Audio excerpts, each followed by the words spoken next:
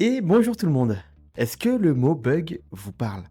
Je pense que oui. C'est un mot qu'on utilise tout le temps en informatique. Quand on a un programme qui plante, un bouton qui répond pas, ou que tout part en vrille sans raison apparente, on dit qu'il y a un bug. C'est devenu un réflexe. Mais alors, pourquoi ce mot-là? Et d'où ça vient? Alors tout d'abord, faisons un petit retour en arrière. L'histoire commence bien avant les ordinateurs portables, les smartphones ou même le cloud. C'est en 1947 que certains ingénieurs qui travaillaient sur le Harvard Mark II, qui était à l'époque un ordinateur électromécanique, et bien un jour, un des circuits de cet ordinateur tombe en panne. Alors là, ils ouvrent la machine pour voir ce qui bloque. Ils trouvent un papillon de nuit coincé dans un relais. Littéralement un insecte. Ils le retirent, le collent dans leur carnet de bord et notent First Actual Bug Being Found. Traduction, premier vrai bug trouvé. Ouais, au sens propre. J'aimerais qu'on fasse une petite mise au point ensemble.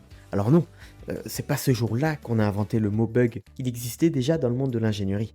D'ailleurs, Thomas Edison parlait déjà de bug dans ses inventions à la fin du 19e siècle. Mais cette histoire du papillon, elle a marqué, elle est simple, visuelle et elle raconte bien ce qu'est un bug. Un truc qui se glisse dans le système et qui fait tout planter. Et depuis, le mot est resté, on parle de bug, de debugging, de bug report, et même en dehors de l'IT, on utilise ce mot presque sans réfléchir. Et ce papillon alors? Eh bien il est aujourd'hui exposé dans un musée à Washington. Comme quoi un petit bug peut faire une grande carrière. Et voilà, c'est la fin de cette vidéo des origines. Et si tu souhaites découvrir encore plus de sujets historiques dans le domaine de l'IT, abonne-toi.